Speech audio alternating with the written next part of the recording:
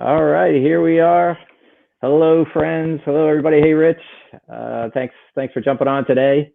We are here with unofficially another installment of what I'm calling the real estate agent safety net, and specifically around financial safety. So, yeah, so what definitely want to hear a little bit about your story, Rich, about what you've done to create your financial safety net. But before we get to that piece, why don't you give us a little background about your real estate business and your real estate career? Yeah, no problem. I had started, really was the result of dropping out of college. So I started working with my dad as an appraiser in Fort Lauderdale. And I became a real estate appraiser for 6, 7 years down there. And when I moved to North Carolina in 2005, I think I was 28 or 29. I felt like, I was in the wrong part of the business. I love the appraisal background, and the training and education you get in that is unbelievable, but all the money was made on the other side of the aisle. So I got my real estate license and joined Remax, and I became a listing agent and a team leader within maybe 6 or 7 months. I was able to figure out exactly where I needed to be there. And then I sold $500 million of real estate during the worst economy we've ever experienced, and all my hair went gray. So that's I'm right there with you. Yeah, I rode that roller coaster too. Yeah, I think I did 104 short sales, but Wow. I used to carry 70 listings just to sell 5. So, Wow. so I kind of definitely was trial by fire. And then, but by the time 2011-12 came around, I had built a big enough brand, and the wind was finally, I wouldn't say it was at our back, but it wasn't so much at our face, that we started to really get some traction. So we sold, somewhere around 600 houses in several years there. And I came over to EXP in 2017, 1 year after I had my first son. So Wow. I was 39, a little bit of a late starter, but my maturity level has always allowed me to be a late starter and everything. And I came over to EXP, and I wanted to build a real estate team that would not be broken. One that the margin that I was making on my agents wouldn't be at their expense.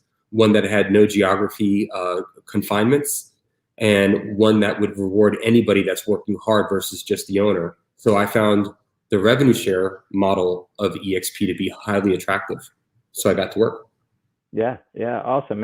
And so before you joined EXP, what would you say your plan, your financial safety net plan, what was that looking like prior to EXP? Was it investing in real estate? Was it just saving where you could? What did that look like? Well, I mean, 20 years of walking a tightrope, I had no safety net whatsoever. Yeah, I would say that my retirement plan was, whenever I had a stroke or a heart attack, I would stop selling real estate. that was Um, it. yeah, as far as being prepared for retirement, a lot of us aren't even doing our taxes right. We're not claiming our taxes correctly, so you're not even paying into Social Security unless you are aware that you're paying in. So I had bought and sold about $30 million of real estate. So I was good at making money. I wasn't very good at saving money. So I was ill prepared for retirement, and I think that's why at 40 years old, I figured, if I don't get my act together now, this is going to start to become very uncomfortable. I was making a lot of money, so we were living a nice lifestyle, and I wasn't overspending. We were saving money, but it wasn't going to be enough to retire before 65. And I'm not a long game player with that. I don't want to take my life for granted. So we got seriously interested, but I think real estate was always a module, and then 401ks, IRAs, SEPs, stuff like that. Whereas now, my wife and I run revocable living trusts, and we talk to our financial advisor, our payroll, our attorney, and our accountant as a collective 4. Can't get these 4 guys to agree that it's sunny outside. Right, But right. Right. we went from really kind of very limited strategy to a very secure strategy, and then privatized banking, whole life insurance. I'm a believer of that product as well. Yeah, yeah. And so that's the story across the country, across the world, right? A lot of us have that same story. We're really good earners. We're bad planners and savers, Yeah. And a lot of us, quite frankly, just don't have enough background or education maybe to really understand what we got to do. And further, we're so busy serving the needs of others a lot of times that we forget to take care of ourselves, right? I feel like, that Yeah. certainly was my story as well. Yeah, it's funny it's easy to kind of cast a generic net and say, look, agents are terrible savers. The fact of the matter, I mean, and don't get me wrong, I mean that would be a fairly accurate stereotype, Yeah. but 2007, 8, and 9, how in the heck were you saving money for your future? We were hanging in like a loose tooth, Right. and when the flow state of this real estate market goes from very high highs like we are right now into very low lows, which is the second worst economy we've ever had in this country, we were able to experience, you and I, Scott, during our peak earning years. That was fun. Right. It's very difficult. And that's why I think the EXP model creates two ancillary, wealth building tools. I always call this a 3-lane highway. Lane 1, sell real estate, have your health care. That's another huge risk, the leading cause of bankruptcy. Have all the technology that we have all the support that we have, all of the branding, the ability to icon and get our money back. I mean, if I would have gotten my $16,000 back in icon stock for the last 20 years, that'd be worth about $25 million with the way the stock's gone up. So Right. we have that in lane 1, but at EXP, we have 2/3 of a model that everybody else is void of, which is earning shares of stock that has performed very well. And then the third part is to leverage a team. We get so much resistance on agent attraction. And I'm like, I don't know anybody that's writing Gary Keller and Dave Liniger and Caldwell Banker, whoever those two gentlemen are, nasty Facebook messages that they sold out called 1099 entrepreneurship. Right. So anyway, so it was attractive, and I think that we all needed it. And I know a lot of my agents that came over that have been sending me text messages and screenshots of their 7-figure portfolios of EXP stock, despite the fact that most of them haven't been here any longer than 3 years, it's game changer. Incredible. Right. So instant, talk about making up ground, real fast, right? So from crisis of, oh boy, I got, I'm at 40 or beyond, right? So I was older than you even when I joined EXP, older than you even when I had my first child, by the way. I got a 4-year-old and I'm a few years older than you. So cool. We're so in the club. Yeah, exactly. But right, so the stories, one after another of the lives changed, sort of utilizing the model has been absolutely incredible. So yeah, so bring us forward, I guess. So now you're with EXP since 2017, and would it be fair to say you've built yourself a bit of a financial safety net? Yeah, it'd be fair to say that. I came over with 3 agents in the fall of 2017. And now I have 1,575 agents in 10 countries. So congratulations. Thank you. It's a we thing. I did very little on my own. I'm about 3.5% of our group size is based on me directly having results. So I'm a very small piece of the puzzle. I was able to share the vision and support our people and find talented people and collaborate and work hard and listen. And I've been able to do the things that I can control. But we're adding about 100 agents a month, and I make more money per month than anyone in my family history has ever made per year. So I'm pretty much retired. I'm 44, and I spend time playing with my son, with his battles and behind us and playing in the pool and my wife doesn't go crazy with a 4 and a 2-year-old at the house, right? Right. And that's incredible. And congratulations again. So let's maybe unpack that a little more for those who are watching that might not quite understand what you just said. Right. So what's really happening is that you are being paid by EXP based on the production of over 1,500 agents. Is that correct? Yep.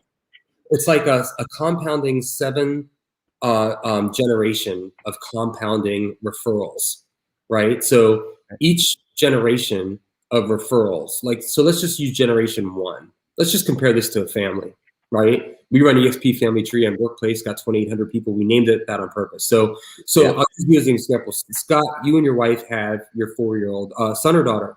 Daughter. Okay. So girl, #girl dad, right? Yeah. So, well, that's a special thing, you know. So, Yeah. I'm Yeah. very happy for you. So, anyway, so you and your wife have your first generation, your daughter, and you would get paid a small referral of your daughter's commission every single deal up until a certain point every year, and then it resets again. And now, if your daughter reproduces like you guys do, hopefully much younger than two of us chose to, then you would get paid a different amount referral, and that compounds 7 times. So last month, I had 601 transactions, and I never left the house. What we are essentially operating is we are an ownership company. We're shareholders. There's no franchise model. You can't do this with a franchise model, and you can't do this with the expenses associated with a franchise model. So EXP said, look, we're not going to pay you 20 or 30% on each agent, right? We have to operate. But we'll give you a small percentage, you know, somewhere between 2 and 4% per agent that comes over, but it'll compound. So imagine if you took 20 listings and they compounded into 80, we call them referrals. Same thing here. But we don't have to be liable and do all the support. So what's everything that we do is supplemental. So it's very, very cool. So I bring an agent over, for example, I'll use Barry Pulver. I brought Barry Pulver over. He was a relatively new agent, young guy in his 30s, has a beautiful British accent. All the women love him, right? That's right. Yeah. Yeah. We'll call him Beautiful Barry. Beautiful Barry. And then so he worked one day in the UK, which launched EXP in the UK. And now I have 216 estate agents as part of my group that we get residual income on.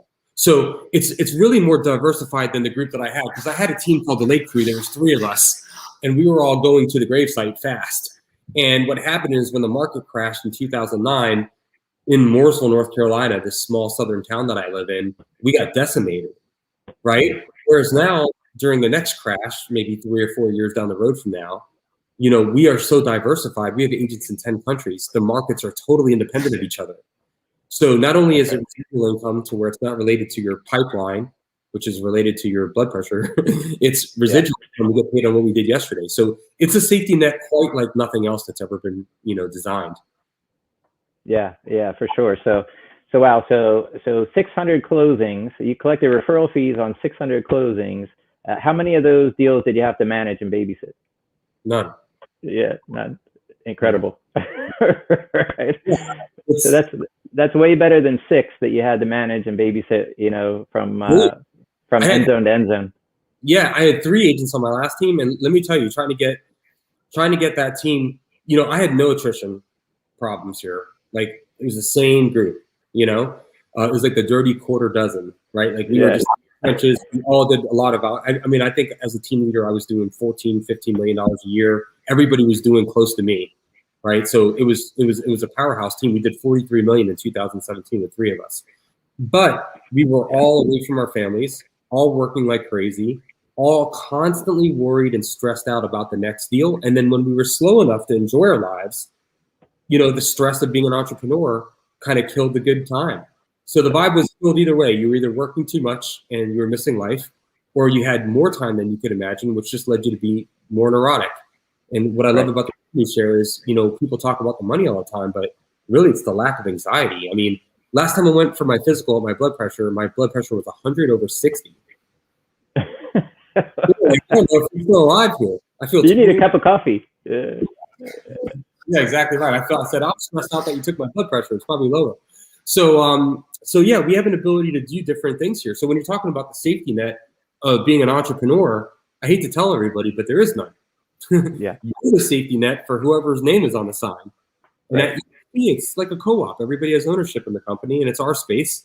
And you can do what you want with it. You know, a lot of us just sell real estate. 99% of EXP agents just sell real estate. And then 1%, like you and I, can't seem to forget about this cool opportunity in front of us. Right. Yeah, and I try to talk as much as I can to remind people about this, the leverage across markets, right? Because if we didn't find out before, we found out last year that your market can be wiped out by something, right? Whether it's weather related, whether it's physical illness, for you or someone in your family that you have to give care to, you know, or a variety of external factors that can wipe you out. And so how do you create other income streams to protect yourself and your family from disaster, right? And that was the lesson that a lot of us, that rode the roller coaster in 2007 found out the hard way, right? No, none of us had a safety net, and we fell right to the ground. Yeah, I think being diversified is important. If you got burned in the stock market in 2008, you're a little gun shy, even though it's been pulling huge returns, Sure. especially the last couple of years. If you were in real estate and in 2008 you had to sell your house, you were a short sale or a foreclosure, or you had a stick and hold and you had negative cash flow. So there's definitely a shadow in every investment strategy. And in EXP, of course, we're related to the real estate market. But I'd rather have sort of seeds in a bunch of different gardens than have all my eggs in one basket. And I felt as an entrepreneur, that was the case. So if I would have had a serious illness, my wife and my kids would have been worse off than if I died and the life insurance paid off. And if my wife had a serious illness with a 4 and a 2-year-old, I can't sell 70 houses a year. Right. So a lot of us are really going out there. Most of us don't even have health insurance, right? 33%. And the average age according to NAR of a realtor is 54 years old. So if a third of 54-year-olds don't have health insurance, we have a broken industry. And what I like about what Glenn did, who's a very humble and a guy that iterates technology, not a megalomaniac or any of these other figureheads that we see at some of our rival companies. He's like, look, this is very broken. Teams are broken because the team member works for 25, 30%. We can't have it. And the team leader's putting all this value in. And because of that, they're losing their agents. Let's fix teams. Oh, listen, if you work for 30 years and the next 20-year-old comes over there and just outperforms you, you kind of go off into the pasture, right? Let's fix that. Let's make them shareholders. Oh, you guys don't have health insurance. Well, let's create the best health savings account that we can create and put everybody in touch to where we can all get coverage and second opinions and keep our doctors and save up to 40% on our health insurance. Let's fix that. Oh, you guys don't have technology. You don't have good marketing. Let's get all the graphic designers to come in here and fix all that. He pretty much worked from the headache column of the business and designed a real estate company that was able to work straight to the core issue and eradicate the symptoms from that nucleus. And we call it EXP Realty. And some people don't want to be sold on something, and all I say is continue to go up the staircase. We're going to go up the escalator. It's your choice. Yeah. Love that analogy for sure. And that's funny you bring that up. I was just having that conversation at lunch today with someone saying the company is literally built around every problem that exists for agents. Right? It was built as the solution to every problem that you can imagine that is typical for real estate agents, top producer or average or less than the same. Yeah. I mean, it's it's funny, I hate to make an off-color analogy, but I'm tired of being boring. The fact of the matter is, if you look at divorces, the 3 main categories that send people's marriages into divorce is sex, money, and power. Imagine if you can get aligned in those 3 areas where you only had to deal with ancillary smaller issues, right? Our divorce rate would go down to, maybe single-digit percentage, which would be a great improvement from half or more than half. So we have these blind spots in every faction of life. And it's so refreshing in my lifetime to see something totally fixed. It's not a perfect company, but it's totally fixed. Everything. Right. If you choose to participate in all aspects, then you can solve a lot of pain in your world. Yeah, all of it. 100% of it. Right. The only weak link in EXP is us. Right. How much you want to do or not do. Right. Yeah. Love it. So, congratulations again. Obviously, you've built something really big, and I think you said you are the one in your family to step out, right? Basically, you're saying you're earning more now in a month than anyone has earned in a year. And so what a great, proud accomplishment to know that you were the one that changed the trajectory, for your kids and for their kids, incredible. Well, Scott, I mean, you know what? I'm only like that because of my environment. So my parents made good money too. I never thought I would be in a spot. My parents are both very educated. I'm the only one that didn't get anywhere in college, right? So the life of manual labor was the prediction for quite a few years in my 20s. But one thing, my dad gave me the olive branch about teaching me an actual trade, a business. And then both my parents were entrepreneurs. My mom had a medical billing company and my dad had an appraisal company. So I was taught through my environment to not punch a clock and to bet on yourself. And with that example, I don't think I ever do that. Right. So, I'm very grateful and fortunate to have come from my mom and dad that I came from. And then I'm also, wanting to show that as an example to my two boys. You could go to school right now and get an arts degree and have $130,000 of college debt and go out there and try to find a $50,000 a year job, or you could go be a teacher, a noble profession that they penalize by compensation. So all of that stuff you could go do, or you could go get an HVAC company or become an electrician that understands marketing and business, or become a realtor for 70 hours and be able to go out there and make millions of dollars. And I think that these are really good, viable venues for people that don't know what they want to do.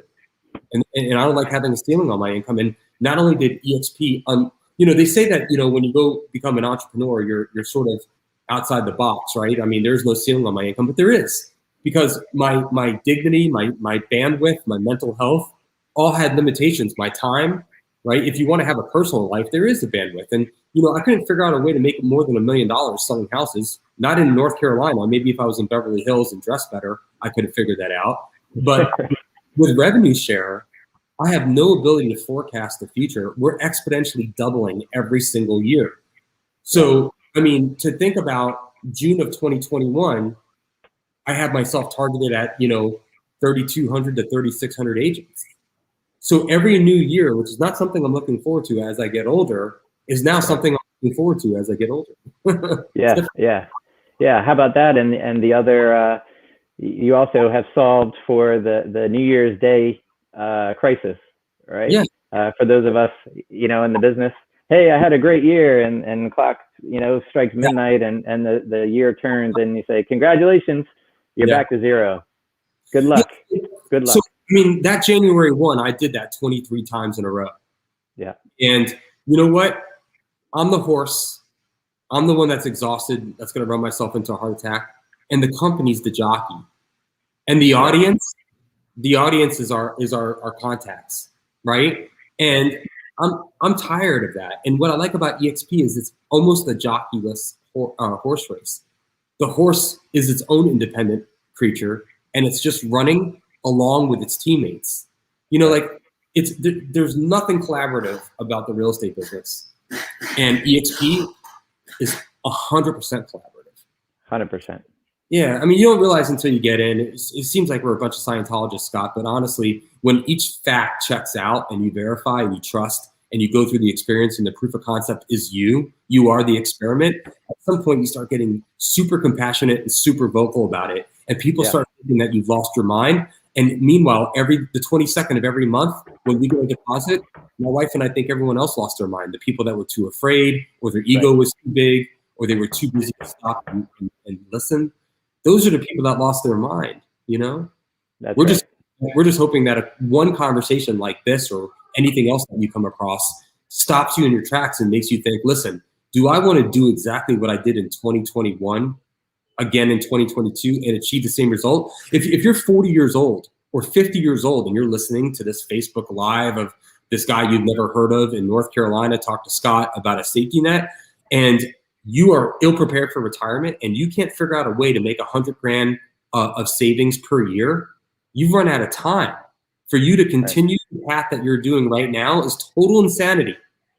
Right? So recalibrate and figure out, listen, how close am I?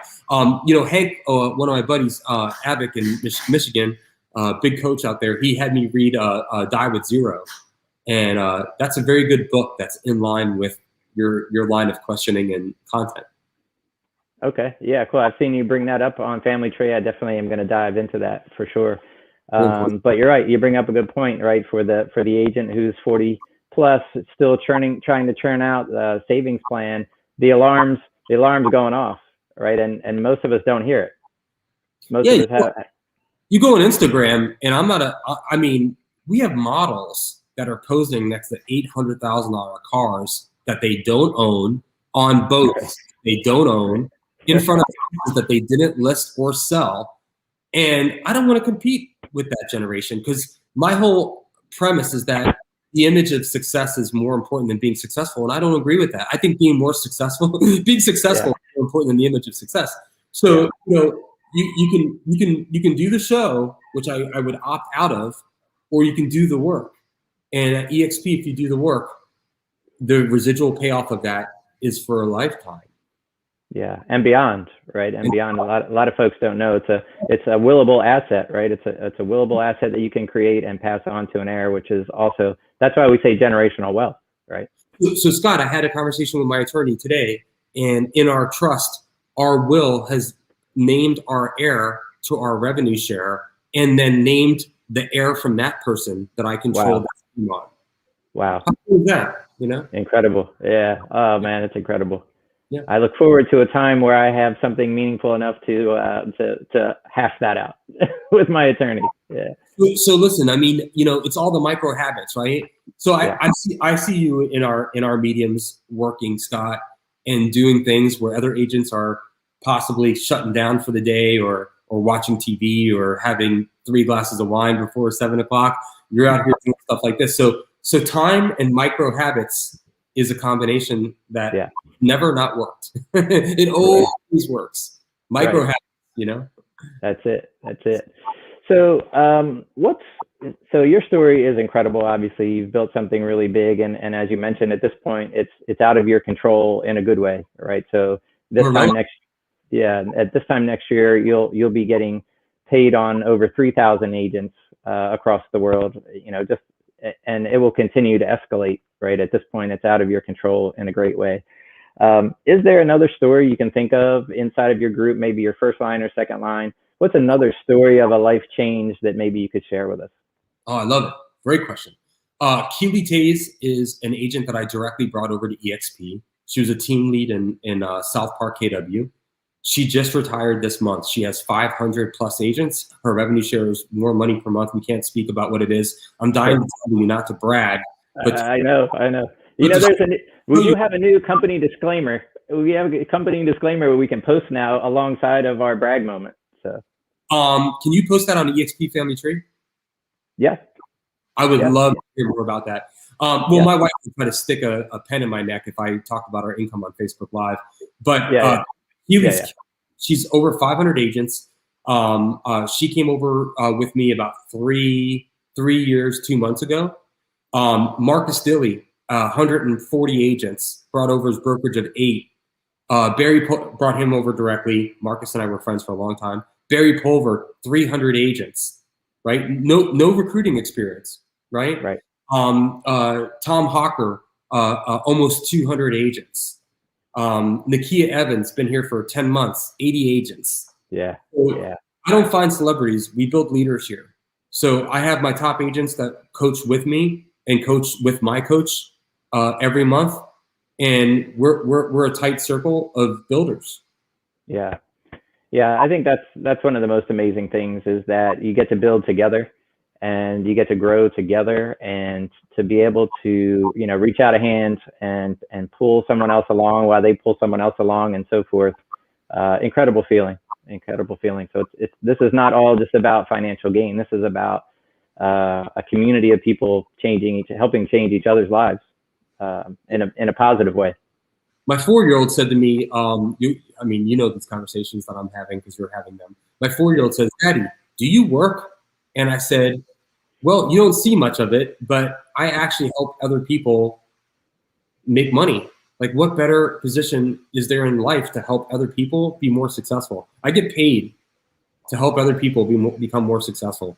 I mean, I don't know if I was able to look out a window when I was in middle school ready to pound my head into the desk, but if that job title existed, that would have been attractive to me. The only way that I'd ever heard that existed was like doctors, like I got paid to save people, right? But I would never get through medical school. I don't have the aptitude or the patience. So what people don't realize is you get in a realtor to help people find houses. That can be cathartic. It also can just be a task. But to help other agents build empires and to become shareholders and watch them safeguard themselves from all of the pitfalls of adulthood as a 1099, I find that to be very rewarding. Yeah.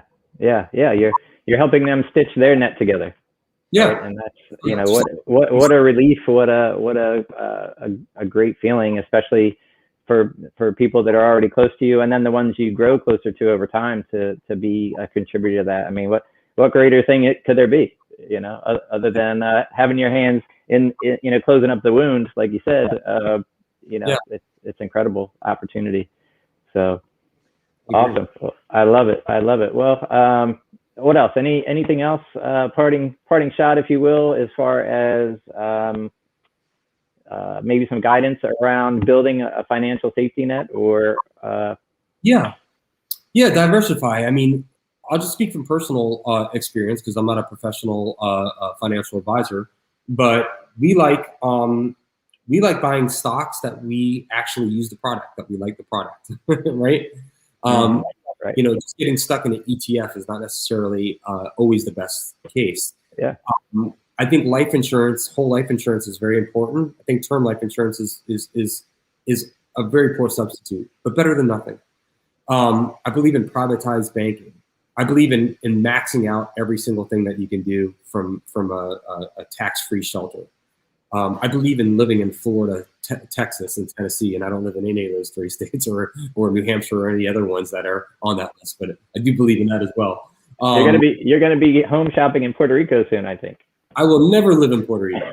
The whole concept. Like, I get everyone's over there to save money, but all the people I love are here. Yeah.